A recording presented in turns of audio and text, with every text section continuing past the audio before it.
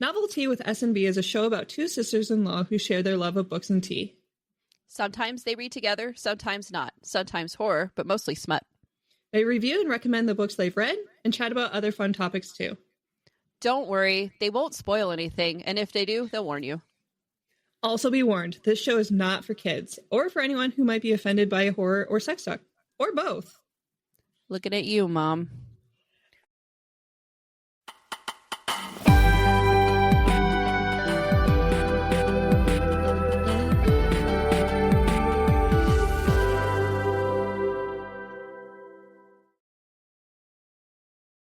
Hello, and welcome back to Novel Tea with S&B, the book club with a podcast. I'm your co-host, Beck. And I'm Stephanie. It's the episode that we've all been waiting for. Okay, maybe just me. But I can finally talk about Acotar. And let's just say this is going to be a spoiler-full episode. Like, if you have not read one of the books, you probably don't want to listen to this episode whatsoever. Literally everything we have to say today will likely be a spoiler, so be warned. But of course, we'll discuss our teas of the day and our KU cringe assignments first. Yeah, we'll go ahead and do that first. So you guys, if you haven't read and you don't want spoilers, you can listen to this part, but we will let you know when we're getting on to the next part. Yes. So Beck, what are you sipping on today? I have a very specialty. I got it from in Rapid. It's called the Spice and Tea Exchange. It's like this little store in downtown Rapid. It is wild berry, black and white tea. It is a robust black tea and a delicate white tea. Create a harmonious space for a bounty of berry flavor and aroma. Cranberry, elderberry, and blueberry headline this blend, delivering ripe bursts of summer in each sip. Also paired with, they have wild blueberry sugar. So it's like, yeah, flavored sugar. Amazing. It's so good, dude. Oh my god. They do have an online store in case you're curious, but yeah, it's so good. That sounds amazing. Amazing. Yeah, yours is way more fun than mine. I'm drinking Yeah, tropical lemongrass. It's really good though. It's lemongrass herbal tea with peppermint, hibiscus, rosehip, chamomile, and apple. Apple. Apple. I don't taste the apple at all in this one. Yeah, because peppermint probably is like. It's not super strong though. Oh, okay. The peppermint. You taste everything except for apple. Can't taste the apple. They could have just like crossed that out. Yeah, just like you don't even have to add that. But anyways, it's good though. It's yummy. But yours sounds like amazing. So I know. I keep talking about how amazing Rapid is, but really though, like Rapid's cool. It is cool. I liked it there. It's so pretty too. It's very pretty. And like Very I like pretty. how they just have like a little store for like everything. Like I know. who would have thought like a tea That's store? so fun. Yeah, because like I live in a smaller area, but we don't got.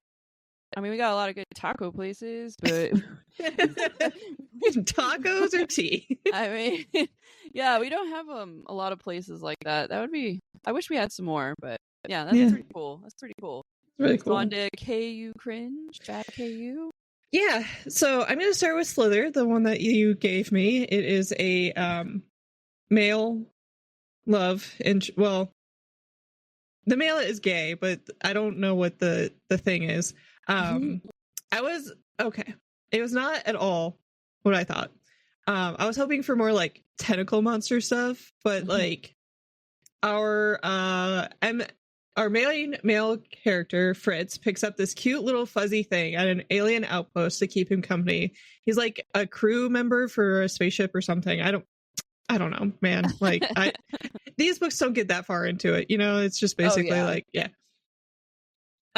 he has the hots for another crew member, but hasn't quite like gotten the courage to tell the crew member that, hey, I think you're hot. And it turns out that this cute little fuzzy beast that he picked up feeds on like attention and affection. So things get weird. There's a shower scene and like he literally sucks the affection out of him. And I really don't know how I feel about this because the way they described the little creature was like that he was like cute and like he was just snuggling up, and then like Oops, bestiality. I don't know, man. Oh, It was weird. Like, I didn't get, like, we've read some weird shit, and I haven't gotten bestiality out of any of them except for this one. oh no. That's so funny. And it's just a side note to everyone. So we have like a little script we write out. Yeah. And Oh, yeah. You wrote when you wrote bestiality, you wrote, "This is probably spelled wrong, but I'm not searching Google on how to spell it right." I was busting up laughing. That made me laugh so hard. So yeah, I had to throw that in there because it's like you're gonna go to do it, and then you're like, no, bad idea. You know bad what? Idea. No. I don't need that on my Google search. Oh my god. So was it cringe though? I mean, was it? Yeah, dude, of course. Yeah, I've had some ones that were Not so bad. Yeah. Yeah. But I have had some where it's almost like bestiality. You're kind of reading it like, Yeah, that horse one that I gave you. yeah, that was definitely one of them because it was explaining their parts and all the things, and I'm just like, ooh. But this assignment was Velvet Steel by Dahlia Davies, and well, let me just say the reviews were accurate. That was a lot of Velvet Steel. So, and I mean, what do you think is as soft as velvet and hard as steel? Well, it's none other than, the member, which belongs to texted you. I know, the vampire bat monster dude thing that... he was a vampire. That was part of it. Oh, okay. Yeah, he's all the things. She decides to give herself to as a sacrifice. It goes into like why, but I mean, it is. Yeah. She thought she would be sacrificing herself anyways, but he decided to keep her around, so she became his queen. They are tethered. That's how they explained it, but it's like a bond, right? Oh, it's yeah. the same thing, and it was fun and silly, full of smut. One funny thing is, I remember saying, well, the cover isn't bad, because all the time when we give each other these, books, the covers are always just like, oh my god. The worst Photoshop. Yeah, and this one has like, if you guys go look it up, it has like a rose with like, it looks like blood dripping off of it. So come to find out, the cover's funny because it's his cum, because his cum What? Yeah, it's red like nectar, quote. And it is what's used to grow the flowers throughout his castle. So you look at the cover after you read this and you're like, oh, okay. Oh, cool. It's like a typo negatives thing, right? Yeah. I was freaking dying though. I'm like, oh, there it is. So, yeah, it was funny. It was short. It was like 80, I think it was like 80 pages, 60 pages. I don't remember. It was not, it was just funny. It was within the... Yeah, under 100, I think. Yeah. We like Archers, yeah. Yeah. All right, so what's my assignment? I'm excited. Okay. You've been talking about it. A little backstory. I worked with a lady that grew up in Denver, Colorado, or I used to work with a lady, I should say. When I was visiting, her daughter happened to tell me that one of her friends from Denver actually writes erotica. Oh my god. So I, by proxy, know this author. That's awesome. So the first one, oh my god, it's so good, is Seduced by Chiquita, Tickled Pink at Casa Bonita. And if you don't know anything about Denver, there's a restaurant in Denver called Casa Bonita. It's like this weird like pirate cave thing where they have like pirate people like jumping into the water. Yeah. Oh yeah. By Lisa L'Orange. It is only 5 pages. That's why I'm going to give you the other one that she has as well. But this one is a tourist on a work trip visits the legendary Casa Bonita restaurant and finds herself entangled in monkey business with the eatery's gorilla mascot, Chiquita. Oh my god. That's awesome. I'm definitely Second book is How Lovely Cooks the Meat, also by Lisa L'Orange. Or L'Orange. A reclusive businesswoman with an appetite for the unfamiliar finds herself longing for Bigfoot in every way imaginable. A wildly tasty tale of obsession and taboo seduction. You know, what I like about these two is that it's like 2 sentences. It's not giving me the whole book within... Yeah, so many of them do. Yeah. So there you go. Oh my god. I'm so excited for these. That's crazy because you by proxy do know. By proxy. I know. Isn't that so funny? The author. That's fun. I gotta 10 out of look 10. I'm excited for it. So okay. You ready for yours? Mm-hmm. Okay. So I had so many options. My search for your assignment went so well. I kept running into all these great, awesome, hilarious books that would have been just perfect for this, which I have. They're written down for another time because they're there so you good. go. Now you're learning. Yeah, I'm starting. I'm gonna have a spreadsheet before you know it. But I moved on to Notion. yeah. So nice. I had it narrowed down to 3 books, right? I'm like, okay, it's gonna be one of these 3. But then I came across something a little more suitable. So, since it's your birthday month, oh no, I decided to give you a nice little romance. It will be perfect for you and Jeff's road trip. Yeah, being 41 pages, so you'll get through it in no time. I wouldn't recommend it, like reading it out loud. Okay. Okay. So from the KU cringed acclaimed author Holly Wilde, who brought us books like Airplane and The Deviled Egg Made Me Do It, I give you Banging My Birthday Bear. No. So, spending her 30th birthday with friends tucked up in the mountains is exactly what she wants. But having a raw, passionate fling with a life-size teddy bear is exactly what she needs. It's Mia's Dirty 30, and she is ready to have some fun when her friends surprise her with a giant stuffed bear, complete with lifelike anatomy. Her special day turns into the stuff of dreams. And I do mean stuffed, which is exactly how she spends the night with her birthday surprise, stuffed to the brim and ready to explode. Are you ready to fall in love with the birthday bear? I had to bring up the image of the cover. Why does it have 6-pack abs? 2, 3, 4, 5, 6. Yeah, 6-pack. Fun. Dude. Yeah, so that's going to be 40 That's going to be pages of just greatness for you. And then, okay, so I'm going to the Redwoods National Forest for my birthday. And we're going to be in an Airbnb. It's going to be so good. It's perfect. I was laughing so hard when I read the first line. Spending your 30th birthday. Well, you're not 30, hey, still with 30 plus 3 in the mountains is exactly what she wants. I'm like, it is though. It is. Yeah, and so this is perfect.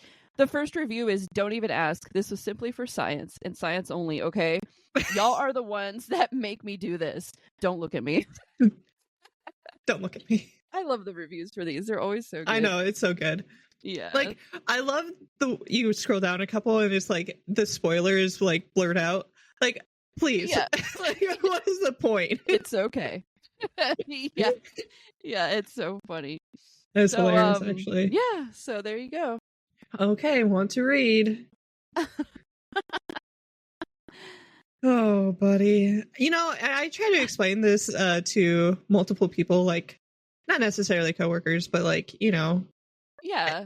And people just don't get KU cringe. And it makes me so sad because I think it's like the funniest thing we have ever come up with. It's the funniest. And it's like embarrassing because it's on my Goodreads, but it's so fun. I wonder if anyone ever like, it's because, you know, like you go to your homepage and it's just random people. And like I've added people and they've added me back. Like we don't know each other. No. But I wonder if they're like, how did this girl go from fucking this to this? Like, I know. What's she doing? It's like, listen to our podcast. Like, I just finished Lonesome Dove, and then it's going to be like, banging my birthday bear. Yeah. It's so good. So good. So, is it time? Acotar.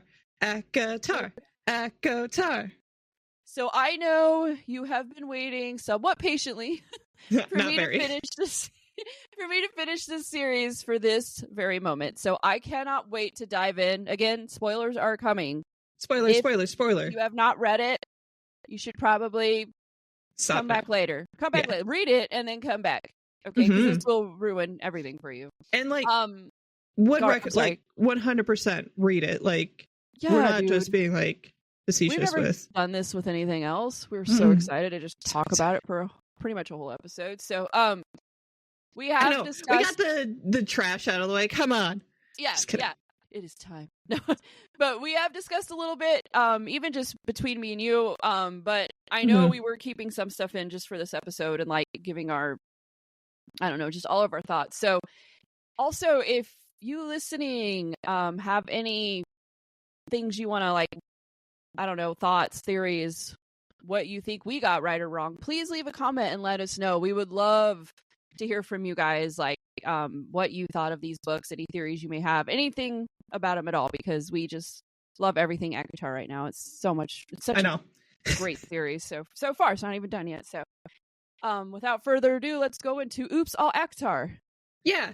I kind of wanted to go just book by book, just so we're all caught up to speed.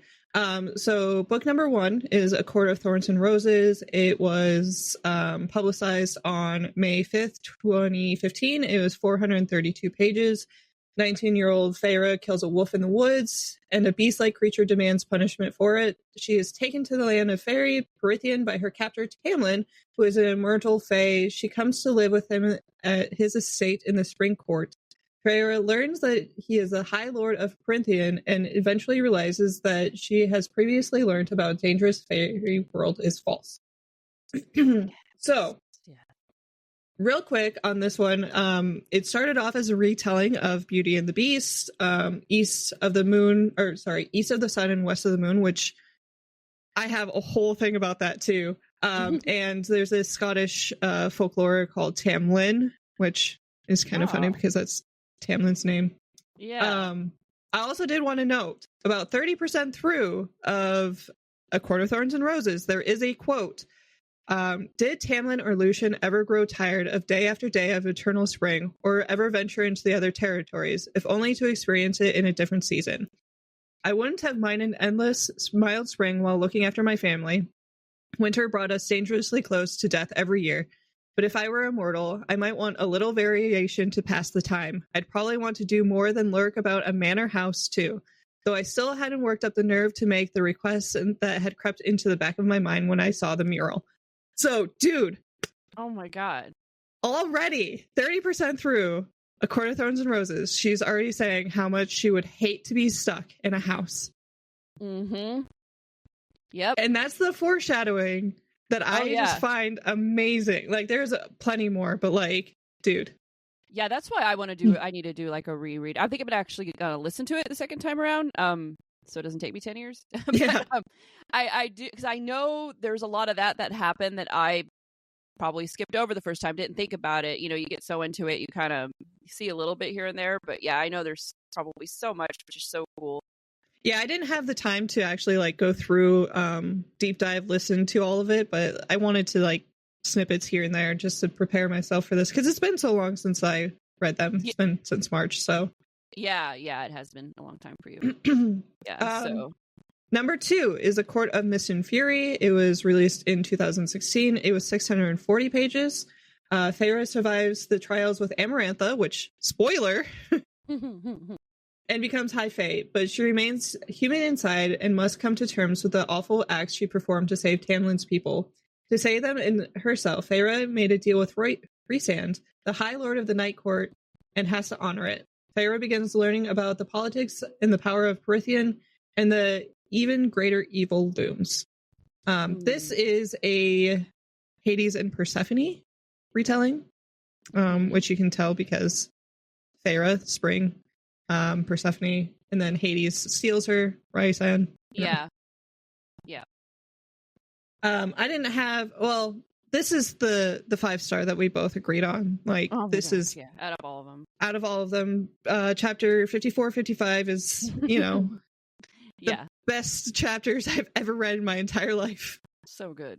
So good. Yeah, this one really had, I mean, I've enjoyed them all, obviously, but this one, was the one that just, I didn't get any sleep because I wanted to know what was going to happen next, and just, I have that with all of them, but with this one, it was just I've never had that, yeah, that much. Like, oh my gosh, like, and I really became connected with these characters, and just, it was just so good to see what was going to happen, where it was going. And yeah. I know we saw a lot of people say that A Court of Thorns and Roses, the first book, was slow or like hard to like get into. I didn't find that at all, like at all with any of these books. Like I didn't have a problem. No, people were whizzing saying, through these at all.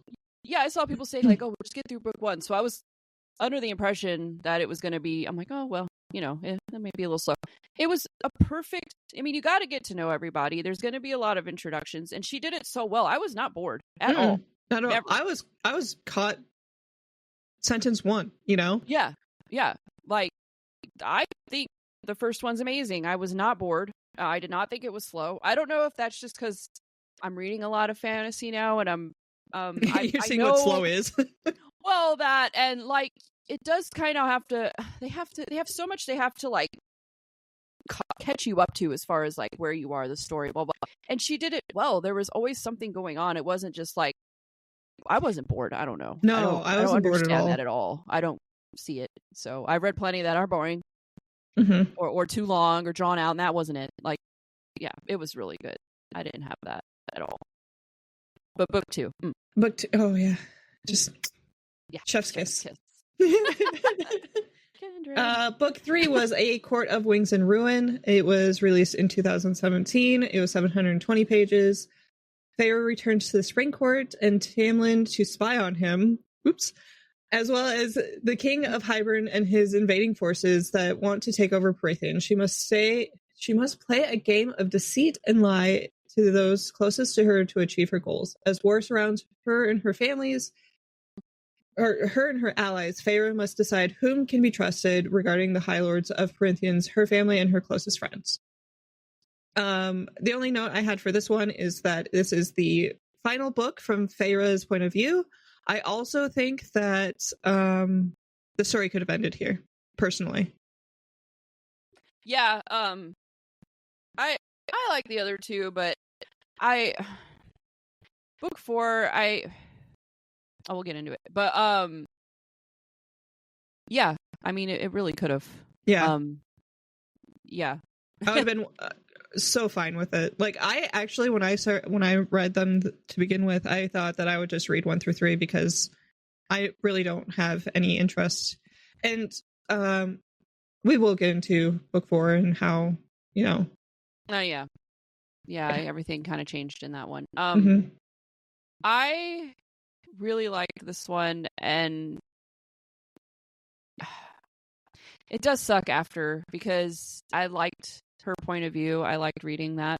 Yeah, Feyre was everything going on. I liked her. She's probably like the most likable character. So, I mean, I like a lot of characters, but well, yeah, we'll get into it. But I liked it from her point of view, because when I read the other books, it's like, oh, I don't know. I was like so into her story that like it was hard for me to.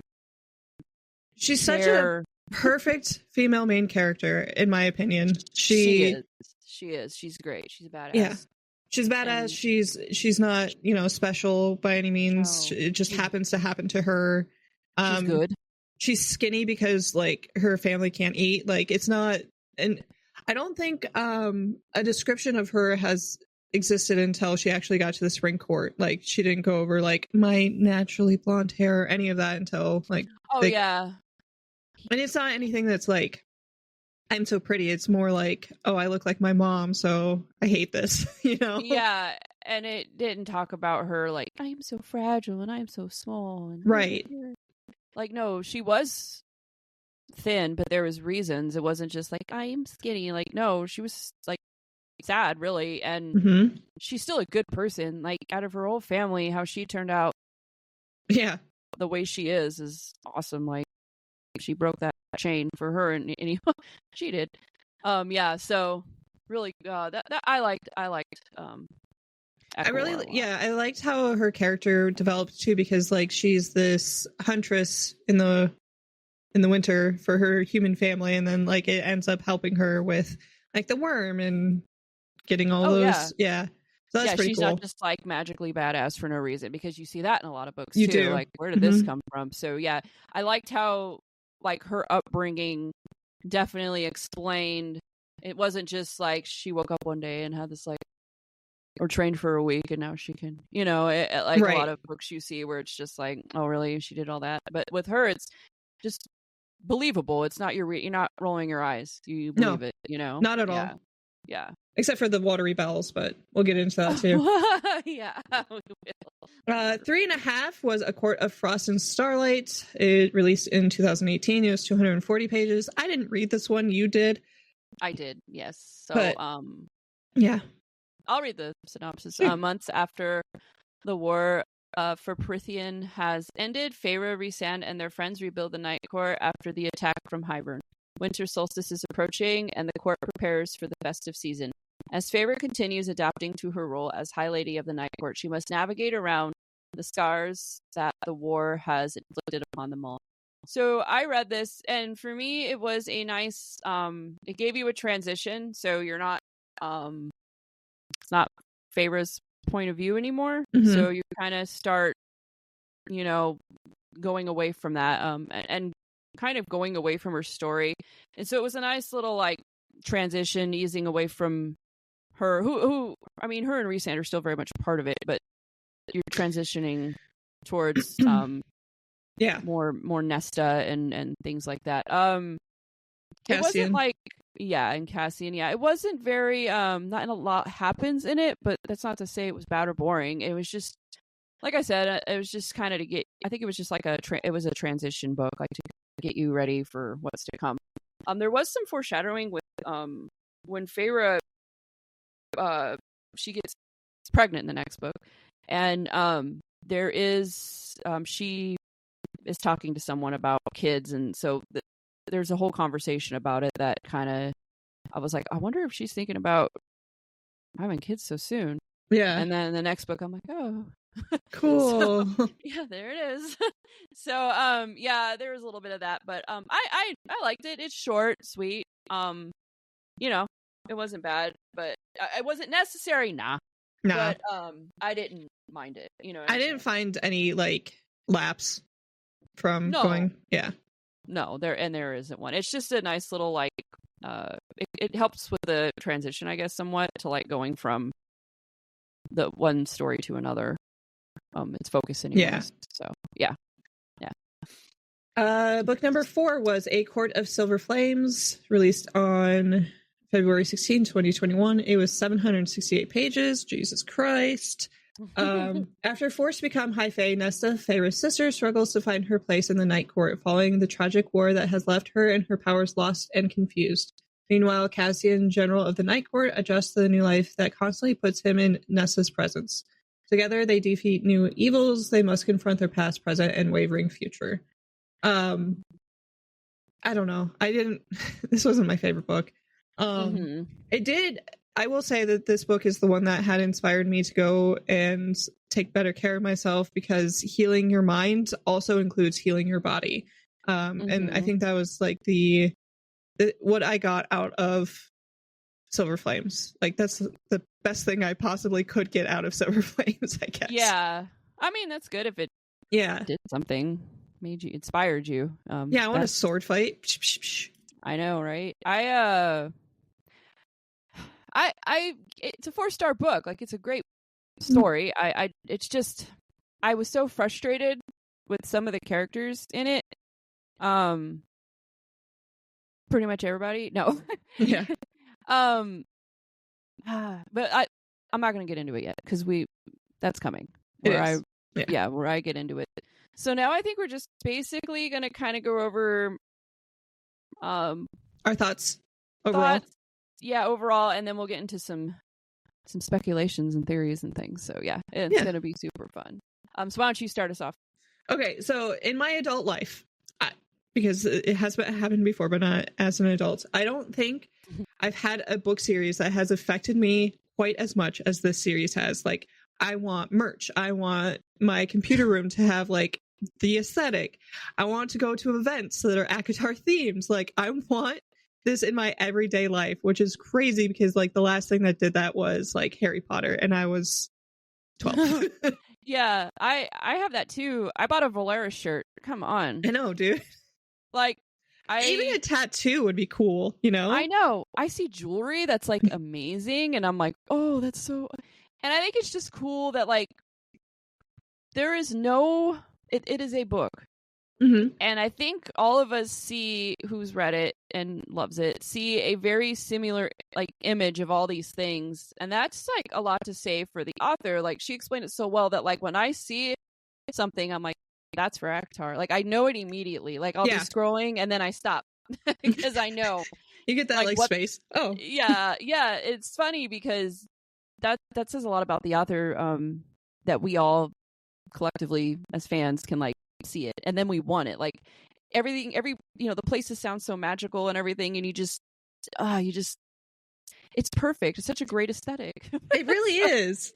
Yeah, you should see my computer room now. It's like all stars. I know. And I mean, even this, like, we'll be going to an event next year, and it's like, oh yeah, catch us at Once Upon a Con in Lancaster next year. There, we got tickets. We will be there. So super exciting. Very excited. Yeah, it's gonna be awesome. So even that, like, I never in a million years thought I would ever attend. No, or be into a series, like buy a shirt. No, but, like you buy shirts for like bands, you know? Yeah, and it's hilarious. I'm like, oh, I have to have it. I need it. What? Yeah, and I want to like.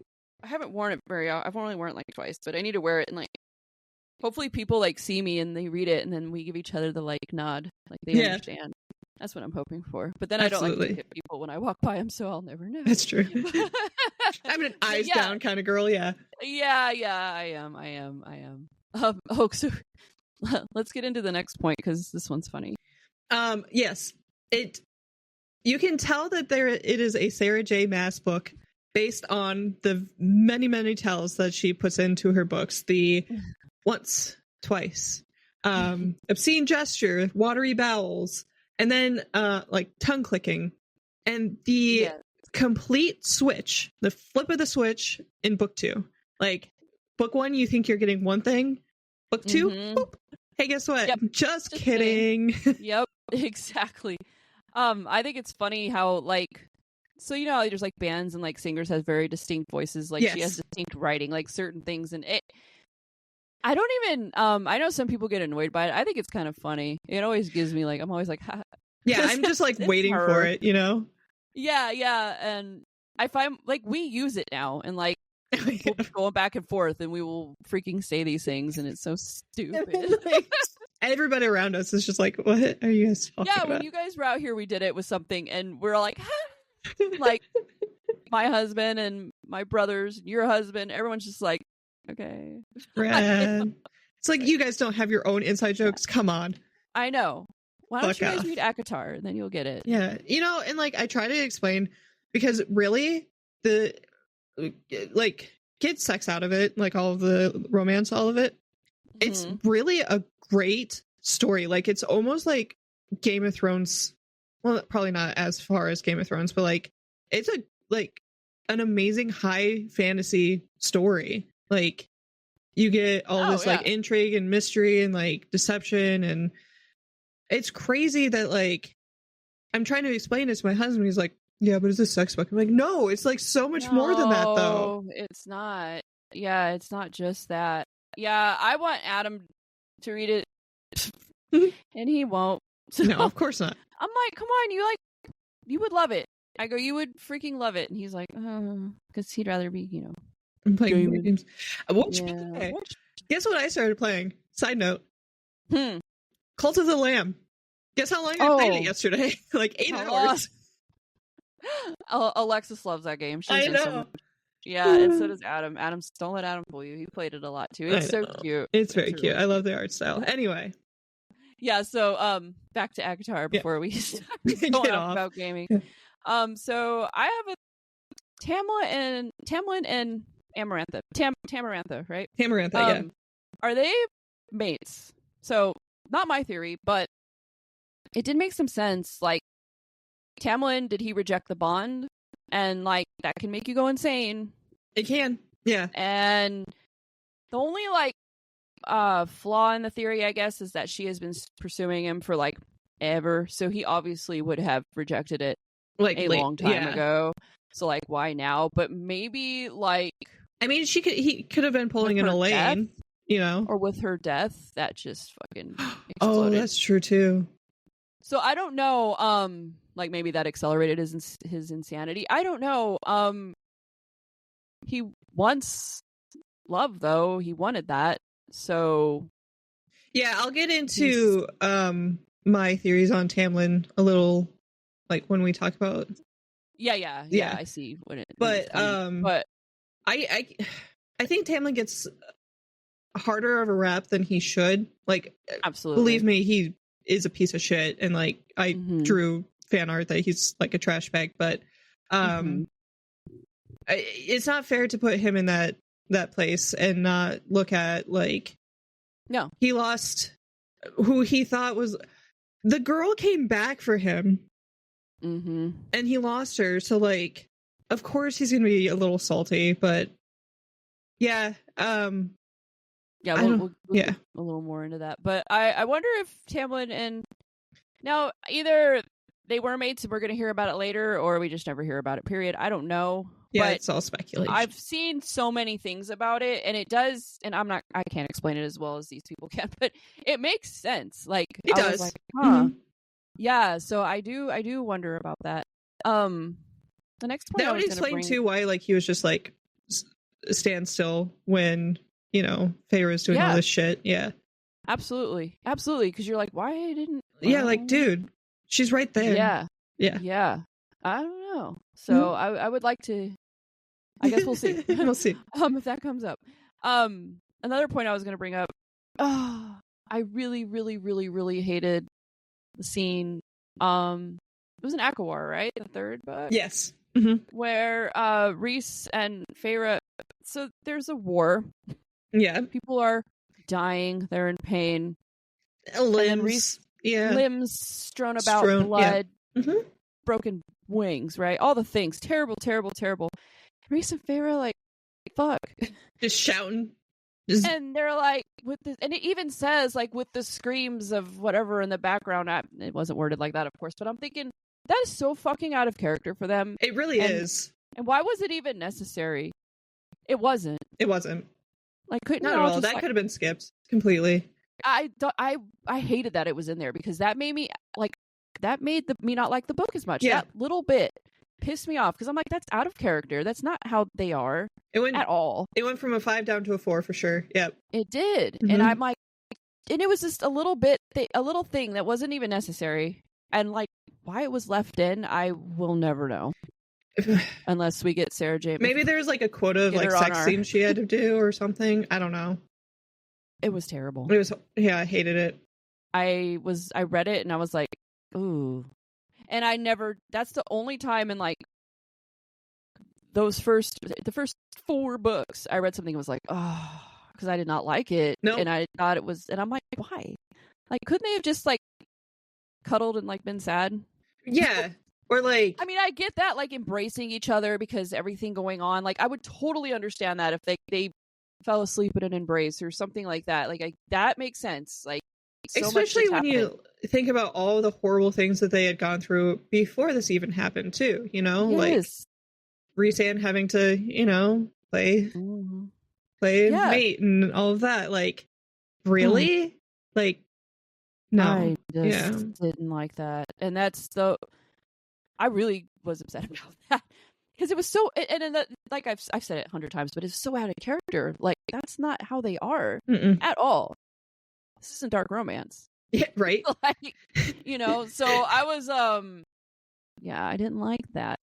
Another thing that I didn't personally like is Feyre's pregnancy. I felt that like it was an unnecessary aspect of the story. I don't think she needed to get pregnant in this story. I think it was way too soon. I think it's absolutely, but I think Nyx is their kid's going to get kidnapped. I think that is a big. I think that's going to be a huge part of contention. Something. Yeah, I just do, and I like, not my theory. I wish I thought of these things, but right. Somebody was talking about it, and I was like, and then that the Nyx will be used for leverage, and it would be a very powerful. It's going to be a very powerful offspring, so like makes sense. My thing was, so Reese knew that it was a possibility. Yeah. The baby could have wings, and if the baby had wings, Feyre would not be able to deliver. Why didn't they fucking talk about this? Why wouldn't he tell her? And they got years. They got so much time to like figure it out. So like, why wasn't this discussed? Well, and you just get her pregnant and like, oh yeah, oops. I kind of forgot to mention something. But then does he mention it? Nope. Well, I mean, so I guess like the lore of Fae is that it's really hard to get pregnant in the first place. So once you do, like you keep it at all costs. But like, I'm so frustrated with that like decision. Yeah.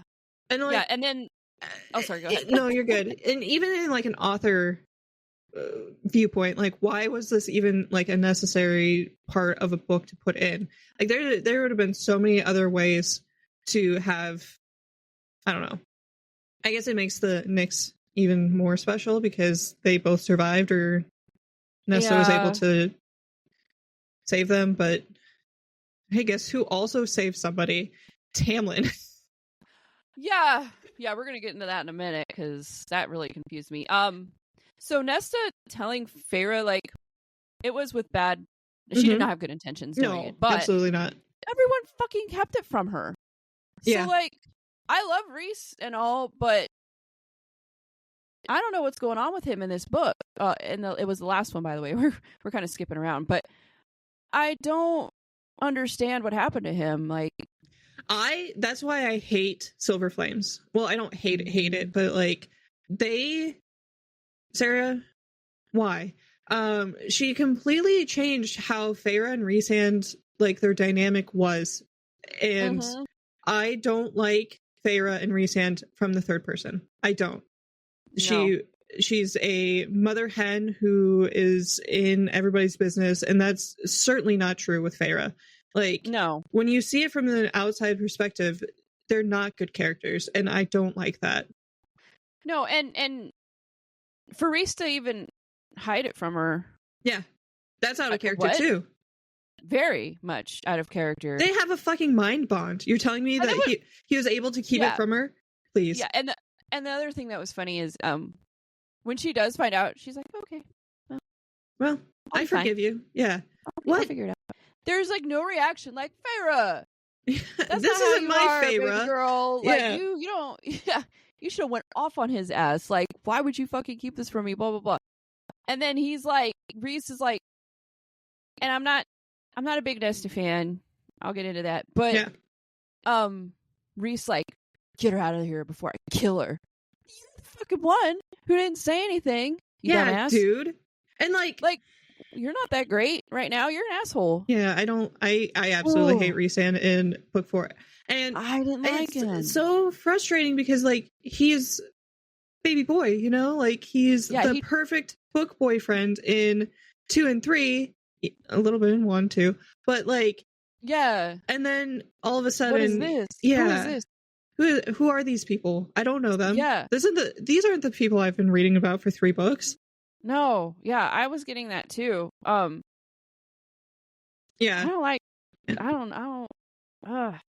I didn't like him. Nope.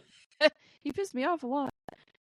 So you can start off the and as much as I do love Rhysand, again, the fact that he allows the women in his court to be treated, even though like, okay, so Illyrian soldiers, they treat their women horribly. Like, you have the power to stop that. Like, you've seen what happened to Moore, and you'll save her, but all of the other women, it's okay to just, Yeah, I don't understand it. Me neither. Oh, that makes me think of something. What? This is something I just randomly thought of. So Nesta lived in like the slums, right? Mm-hmm. Why are there how? Well, How yeah, are there why slums? are there slums? Why are there slums? Who are the people who live in the slums? Because, I love my people. I take care of my people. I have all the money. Get anything you want. I have all the money. I Why slept are there with slums? Amarantha for 500 years. Yeah. Or 50, sorry. Why are there slums? Yeah. I was very confused by that. Who lives there? Yeah. How is that even a thing? In Valaris, the land or the city of like dreams. That's not dreaming. Is Court of Silver Flames like a 3-star? I don't know. I think so. I think I rated it 3.5. I'm like, I rated it 4, but I'm like, it's not on the same level. Well, she's a great author. Like, she's good at writing, but the story I did not like. Yeah. So that's why I was, because I can't put it on a 3-star with like, oh yeah. That's why I kind of am trying to like vibe it out instead of star it out, because like, it's so hard. Because I'm thinking right now, and I'm like, I'm just talking. I'm realizing. I mean, I realized, but I'm really just discussing it makes it so much more like, God damn it! A lot of things about this fucking book I did not like or didn't understand or whatever. So one thing I was gonna bring up is I know you have a lot to say about this. So why is everyone so quick to forgive Nesta, but not Tamlin? Yeah. So you can go ahead and start us off. Get into it. Yeah, I have a little bit of a soft spot for Tam. Like I said, he's not 100% redeemable, but from his perspective, a lot of things do make sense. Like, as we spoke of earlier, there's a theory that Tamlin and Amarantha are mates. Imagine having her as a mate. But she chooses to keep Rhys in her bed for 50 years. And obviously it's a terrible thing for Rhys to go through, but and then the girl that supposedly loves him came back from the human world to come and save him, to tell him that she loves him, gets taken by Rhys. Like, just think about it. And they just happen to be mated. Like, come on. Yeah. I would be so pissed. Like, I would be beast form 24/7. Come on. Yeah. Yeah. Also, we forget about all the stuff that Rhys had to do to keep Valaris safe. Like, he had to do a lot of dirty, gritty, nasty things, like murdering, and he gave Claire's name to Amarantha. And like, he probably still thinks that head that Feyre found in the Spring Court was because of him. So like, of course he thinks this dude's a monster. And then like, oh no, it's okay. Like, what? No, that's where I'm lost with this. So I also feel for Tamlin to a degree. Yeah. Of course, him like locking her away, like the shit he did was not right. No. But there is a but. And what drives me nuts about watching people's reactions and theories and who they like and who they don't like, everybody is like, oh, Nesta's so great. And I'm like, how the fuck do you forgive Nesta for all her bullshit? And you don't tell me it's because, well, she, saved Feyre. Tamlin saved fucking Rhys. So don't give me that. That ain't a good excuse. Like, I don't understand. Yeah. I don't understand how you can be so, like, forgive Nesta, who's terrible. She is. And she kept having these, like, moments, like, where she's like, but then she goes right back to her bullshit. Bitch, you're going right back to your and like, she is nasty for no reason. Yeah. Like, I'm sorry. I don't think being raised to be a courtesan or like a part of the court and seducing men is as bad as having to fucking like go out in the woods and hunt for your family to make sure that they stay alive. And the fact that Nesta and Lane would always take her money, the little things that she would be able to earn for themselves. Like, no, like your upbringing probably wasn't great, but Nesta or Feyre had no one. No, she didn't. And another thing about Nesta the book that I was just like, oh my god. So you have Gwen. And you have I hated that too. What's the other girl's name? Oh, what is her name? Hilarion girl. I don't remember. Gwen. Her. Yeah. I can't believe I can't remember it. But they're telling their stories on why they're fucked up, which totally makes sense. Yeah. Nesta tells hers, and you're just like, I was a slut. Like, come But on. she wasn't really, though. Like, in her upbringing, she wasn't. Like, she had a relationship with that one boy who ended up beating, like, his wife or whatever. But, like, she never actually seduced those men when she was younger. She was only a slut when she came to Perinthian. Yeah, it was funny because they're telling these, like, stories of the shit they went through that is just like, oh my god, like, the Illyrian girl getting her fucking wings clipped and everything that happened with her, and then poor Gwen, everything she went through. And then it's like, I got drunk and I was a slut because I was mad. Forced into the cauldron. Like, bitch. Yeah. You think Farah wanted this? Or Elaine? What about Elaine? Mm-hmm. Who actually lost more than you possibly could have. Yeah. I just... I don't like Elaine either, but, like... No, I don't... I just think Elaine's boring. She's just boring, yeah. Like, who are you here? But, but... I don't know. Somebody needs to tell me if you are a fan of Nesta and not a fan of Tamlin. I need that justification because I don't. I receipts, personally please. Don't see it. Yeah, show me, prove me otherwise. And if I read your theory and I'm like, oh, or facts or whatever, and I'm like, okay, resend it. I'll be the first to admit it, but I don't think anyone's going to be able to do that. No. I also don't like how she decided that her two sisters weren't good enough, and then she went and found Gwen and what's her face? Valyrian. Yeah, like Feyre was trying so hard, and like she provided everything. You spent all of her money, all of Rhys's money, and then these are my real. What the fuck? Yeah, God, I pissed me off. hate it. I hated it too. And she's just horrible. I guess we're just griping about Silver Flames because I also hated Cassian in Silver Flames. Oh, me too. What happened to him? It's such bullshit, dude. It reminded me so much of Luther? Lucian? Or Luther. Lucian. Yeah, Luther. Luther in the Ever Flame, whichever one it was. Series. Yeah, whatever. The latest one was, glowing or whatever the hell. What happened to him where like he went from like this badass and like fucking snarky and would do anything for, you know, Rhys and his brothers, and his family and the whatever, his sister in his case, and had a fucking sense of self, and then just turn into this little like lovesick puppy. And that's exactly what fucking happened. Cassian. Yep. What happened to you? Yeah, dude. What happened to you? You just let your boner control you. Much. He's like, you just let your dick control you in all situations. Like, you're not like that. You're better than that. I think that's probably where like the fated mates trope has a problem, is because like the men just like instantly like ooze over the women, and I don't want that. I want like, okay, we're mates, but I also think that we get along in this and this way, you know? Well, like Farah and Rhys, it was done great. Right. Yeah.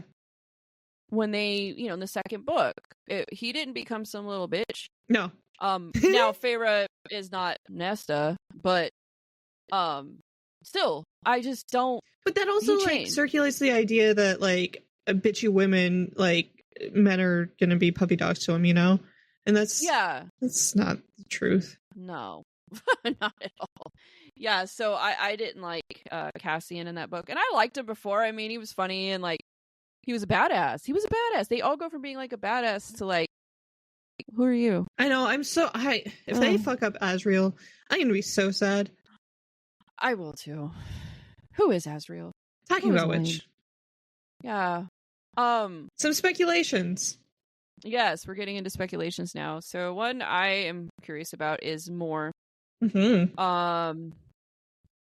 I think I kind of spoiled this maybe a little bit in one of our earlier episodes. I'm like, I like more, and you're like, I don't know about more. Yeah, I don't think she's telling the truth, because Eris keeps coming back with like, you weren't there. You can believe what she's telling you, but you weren't there. And can she keep them from telling the truth? No, she knows when people are telling lies, I think is what her... Yeah, but I wonder if she has something... Maybe. I don't know, dangling or something. Because Asriel knows something too, I think. And does he really love her, or is he just keeping her in his fucking sight, spying all the time? I think I hope that's what it is, because otherwise they're fucking Azriel over, and I don't like that. But I think he's smarter than that, because he definitely has like the intel on the goings on. Yeah, he knows. So I think so too. Yeah. I don't know, but him not saying anything, is it because he can't, or because he wants to know for sure, or because he doesn't have solid evidence, because he doesn't want everyone to go, I mean, blah blah blah. I'm sure there's going to be something with it, because Moore does always wear red, and that's a big tell. Red is like always a color that's used for like a bad omen, like it's a sign. Like if you've seen The Sixth Sense, red was always the color they showed before giving a hint that he was actually dead, the main character, if you watch that movie. But they do that in the Mothman prophecies too. See? So but also think of Amarantha. She was red. She was the Red Queen. Exactly. So I think her always being in her red dresses, I think that's a sign. I really do, because I know how, well, I don't know how Sarah's brain works, but because she's way beyond me, but I know, dude. She gives little tells, and it's just up to you to pick up on it. Yes. And as stated before with my quote. Yeah. What? That like she has foreshadowing. It's just like you have to pick up on it. Yeah. Yeah, exactly. So yeah. What do you think of Amren? I wish he would have stayed dead. Yeah. I feel like that would have been like a great sacrifice, and then here she is again. No worries. Yeah. She's always sitting on homeboy's lap. Yeah. Oh my god. I don't like that either. No. I loved Amren. Loved her. Thought she was like a badass. Like, well, and like her death was like a sacrifice, and it was sad. And I had all the emotions, and then it was just like, just kidding. Yeah. Someone should die. Yeah. And it would have been perfect if why keep her in the story? I mean, I know she knows things, blah, whatever. They could have kept her out. Yeah. I think it would have been a really good way to end her story. Yeah. I think so. She's already been around for how fucking long? How come nobody in this little fucking circle dies? I'm not saying that I mean, I'm grateful. Well, sort of. But what are you talking about? They got some luck. Farrah's daddy died. Well, that's about it. Yeah, but yeah. And Claire. That was horrible. Oh, yeah. But yeah, no, you're right. Like, their little circle ain't nobody dies in that little circle. Somebody, I don't know. Well, okay, so I don't want to give Throne of Glass spoilers, but there are characters that do die that are horrific. Like you're fucked up after they die. Whereas like Daddy Farrah, like, was I sad? Sure, but I wasn't like messed up for days afterwards, you know? No. I got most sad over Surreal dying. Oh yeah, oh my god. I cried. Why remind me? I'm sorry. It's okay. I cried. Oh, that's another tell. So the cloak. There's a cloak that happens in Throne of Glass too that is like important. Oh. Yeah, it's so funny how like things like transpire with both books. So with these two, if I don't think it'll be a spoiler, what are the timelines? Is this before? Well, it has to be after, because Feyre and Rhysand are in Throne of Glass at some point, right? They are, but it's without giving spoilers, it's like a walk between worlds. So it's not like they don't show up. One of the characters is like time walking, and Rhysand so helps her along. Yeah. Okay. So there's like, so are they happening at the same time? There's speculation. So there's that Throne of Glass happens way before, because a lot of the magic that happens in Throne of Glass is very like elemental. It's not as like tailored as the magic in A Court of Thorns and Roses. Like there is some willowing, but it's not as distinct as willowing in A Court of Thorns and Roses. Like he can only do it like in short spurts. It's not like the Lost Court or anything, is it? It might be. Okay, no more. I don't want to know anymore. Okay. Is Amryn in it? No. Okay. Because she comes from forever ago, so I was just curious. So theories about Nyx and why. Yeah. I think Nyx is gonna get kidnapped. Probably by more. Oh, wouldn't that be great? Oh my god, yeah. I didn't even think of that. I'll watch him. Yeah, dude. Oh, gonna be so good. So that's kind of the thing I'm thinking. So yeah, because like I don't understand why there would be a child unless something happens. Reason. Yeah, because otherwise it's just like I hate the pregnancy trope. Like, yeah. No, I know, because it'll just be like Goddess of Holes and Moans. Exactly. Where there's just like a random fucking kid for no reason, and you're like, oh. God. Here's a kid in this weird world. Cool. I think it added drama to the last book that was kind of, but it is what it is. And then I think the not perfect, but perfect thing is that Nyx gets kidnapped. Yeah. Or something happens. Yeah. Hibern or some shit by Moore or whatever the fuck happens. And then. Oh, you're thinking Hibern. I was thinking like Autumn Court. Oh, it could be that too. Because I think there's a lot of tension between the Autumn Court. Yeah. Could be. Man. I'm going to skip to Lucian because we can talk about Elaine and Azriel here in a minute. But yeah. I'm really curious as to what Lucian's role is going to be in the Autumn Court too, because we've been told that he has been, what is it called? He's not allowed to come back to the Autumn Court, basically. Yeah. He's possibly Hellion's son. Yep. Based on, eyes, skin, hair, temperament. Hellion has a thing for, I don't even remember his mom's name, but so it's possible that he is Hellion's son, like somebody else's son. Now what that means for Autumn Court, not sure, because Eris is trying to like patch things up. Yeah. Or is he going to take over Day Court, or what's going on? Yeah, I don't know.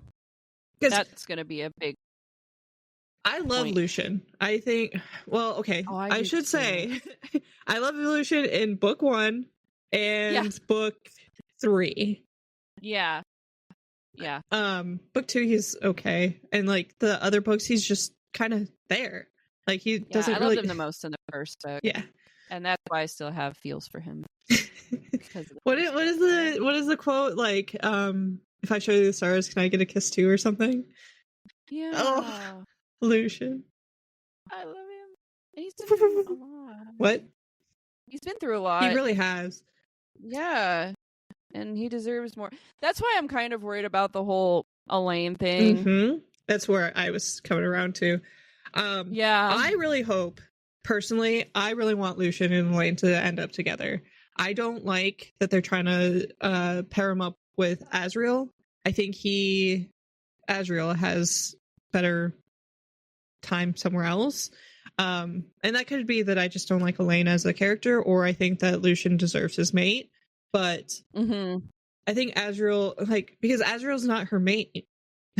So like he deserves to be like with his mate. Yeah, well, isn't like Lucian was able to oh god, what's the fucking festival where they have to Callan Mai?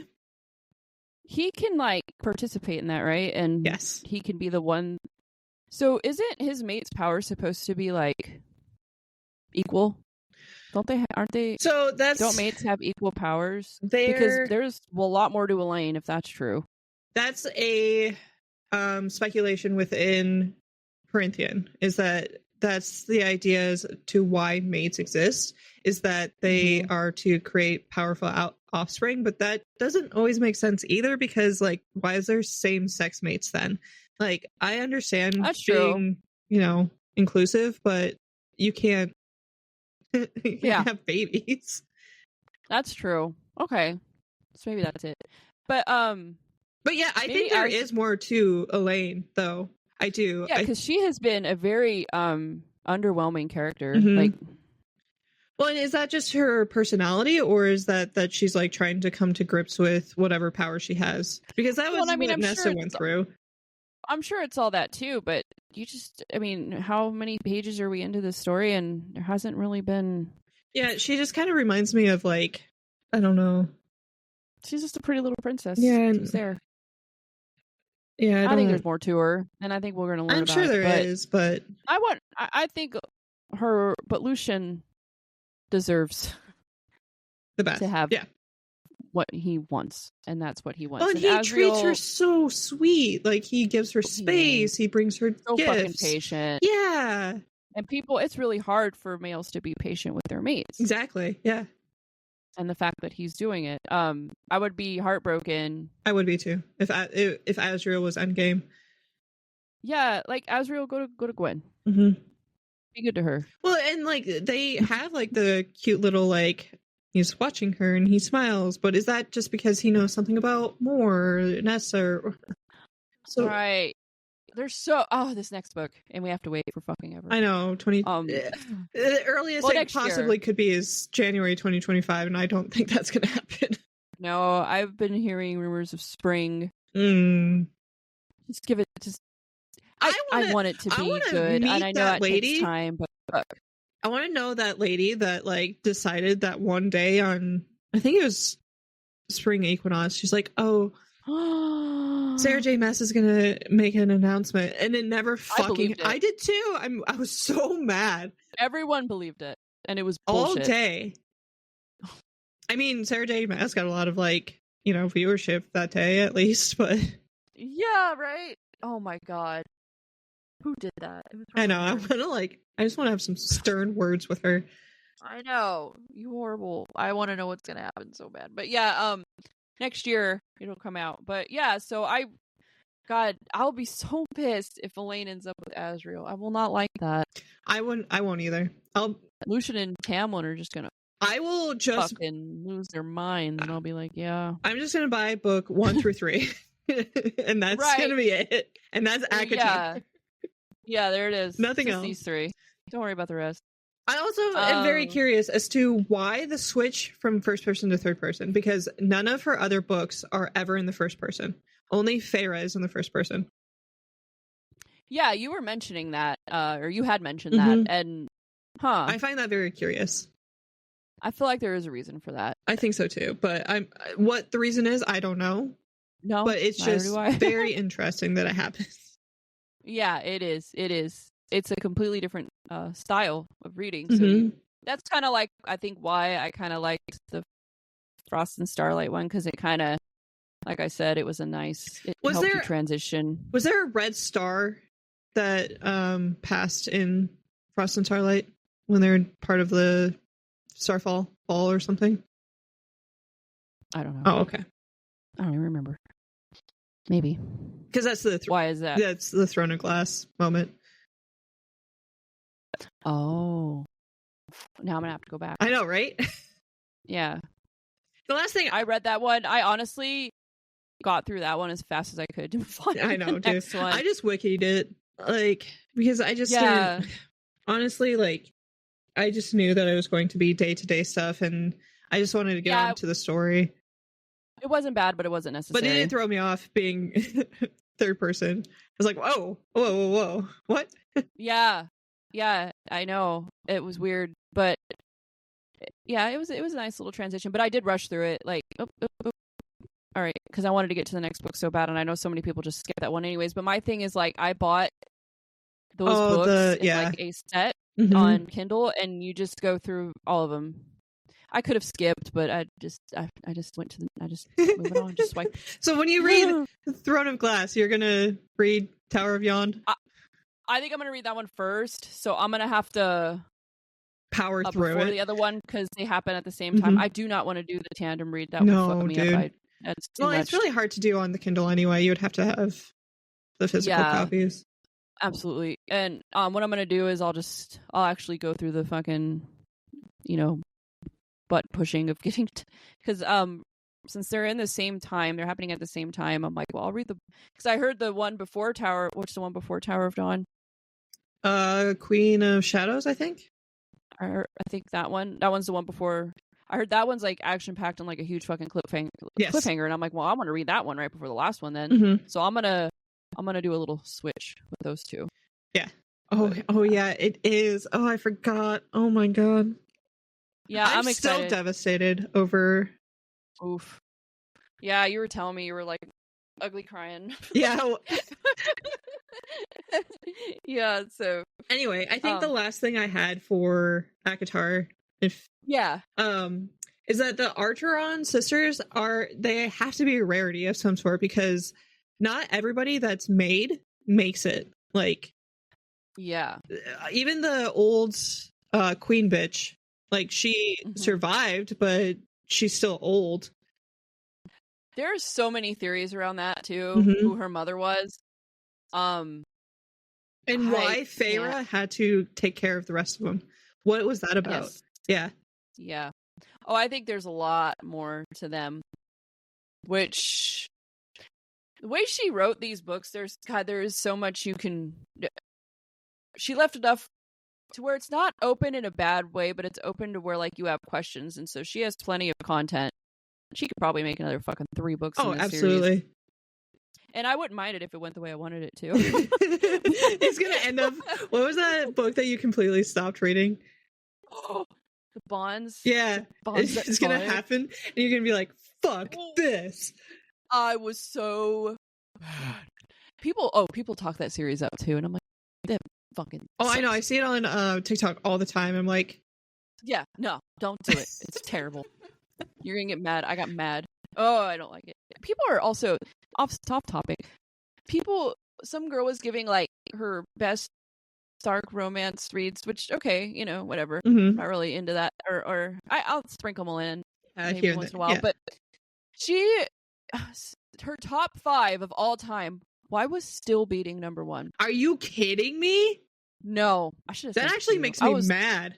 I got mad. I didn't even. I said I listened to all your bullshit for your number 1, and it's this. It's this. Still beating. Oh, the worst. That's why I don't trust TikTok. Nah.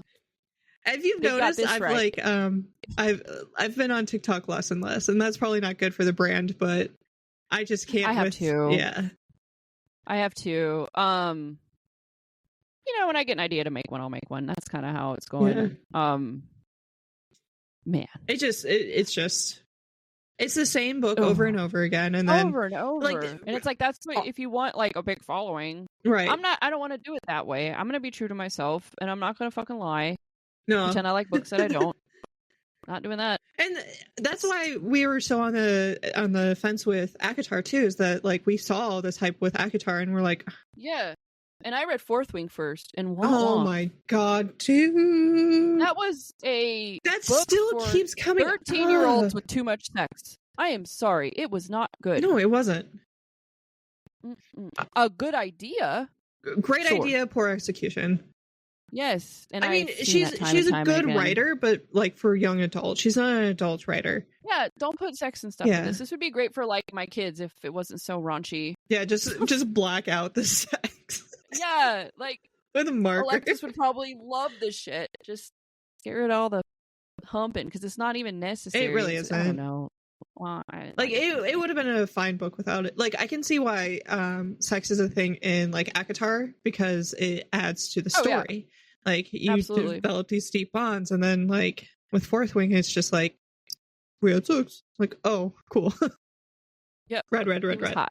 Yeah, lightning shot out of me. Cool. Yeah. It also shot out of you when you were doing something else. So like, is this necessary? Yeah. No. Yeah, I totally agree. But right now I'm reading Fragile Enchantment. Yeah, me too. I finally finished Lonesome Dove, and I was able to get onto something that was cute. I'm like 30%, and there starts to be some tension that I love, and I know it's not not an explicit book or anything, but the tension's so fun. It's just a cute book. Like I'm reading it, and I'm like, oh, this is cute. Yeah, it's not like epic. It's just It's not gonna be like yeah. It's a nice we're not gonna do a cleanser whole for me, to be honest. Yeah, we're not gonna have a whole episode dedicated to it or anything. But it's cute. We should read Crescent City together, maybe. Oh, well, are you gonna? You'll listen to it though, and then you'll be done in like a week. And I'll be done in like... The only reason I listen to some books, long. but really long. Yeah, they're like 900 pages. But you do read. I mean, even regardless, you read faster than me. We could though. Yeah, it'll be fun. Yeah, I do want to read that one, but You want to get into Throne of Glass first, huh? Yeah, I do. So we'll start Crescent City in January. I'm just kidding. I don't think they're not too bad, are they? No. Are they like? Which ones are really long? The last one? Hold on. Chris. I don't think sorry. I don't think they're like terribly long.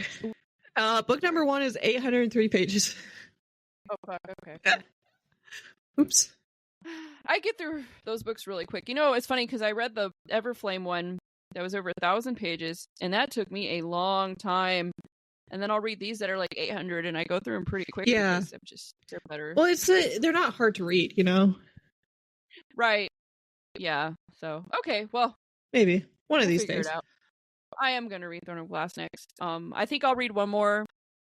I'm gonna read like a mystery. I'm gonna read Pretty Girls, and then after that, I'm gonna start Throne of Glass. I don't even know what I'm gonna read after this. And then between Throne of Glass, I'll read other things because I do that to keep sane the content going and stuff, and that too, so I don't get too. But no, well, that's also why our shows. I read Acotar all in one month, is because I wanted to like just be over with. Oh, do like a big but thing. You can't do that with Throne of Glass. Absolutely not. Yeah, but I don't know how much. I mean, you read them. I haven't. I don't know. I'll just talk about one book at a time. You're gonna talk about the first book for like 7 months. I don't know how. I don't want to give away spoilers though. Yeah, it's hard. So that's why it's hard to like review a series.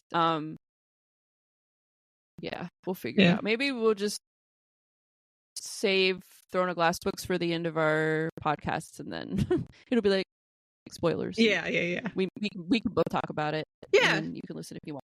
Something like that. We'll figure it out. That sounds good. I'm brainstorming as we're on air. Yeah, my bad. So, anyways, how fun was that though? It was really fun. I'm sure there's something we probably missed. So if you have any content or speculation ideas, let us know. Comment below or whatever. But thank you all for hanging out with us today. And if you want more Acotar or Sarah J. Maas content, also please let us know about that. Yeah. Don't forget to like, subscribe, and share. I've been your co-host, Stephanie. And I'm back. And this has been Novelty with S&B, Thirsty. See you in the next chapter.